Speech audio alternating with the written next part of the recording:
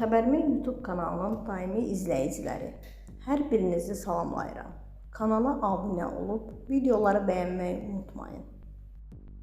Moskvada yaşayan Azərbaycanlı aktrisa Larisa Xələfova insult keçirib. Mətbuat xəbər verir ki, bu barədə məlumatı prodüser Səbuhi Məmmədov şəxsi Facebook hesabında paylaşıb. Onun sözlərinə görə 75 yaşlı Xələfovanın vəziyyəti hazırda stabildir və müalicə prosesində müsbət dinamika müşahidə olunur. Aktrisanın yaxınlarının sözlərinə görə o səhhəti ilə əlaqədar bir müddət sənət fəaliyyətindən uzaq olacaq. Hazırda aktrisanın yanında ailə üzvləri və yaxın dostları var.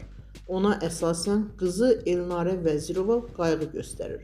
Qeyd edək ki, Larisa Xələfova istintaq davam edir.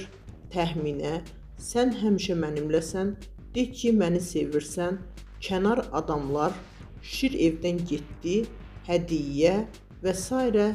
bir sıra digər ekran əsərlərində yaratdığı obrazlarla tamaşaçıların yaddaşında qalıb.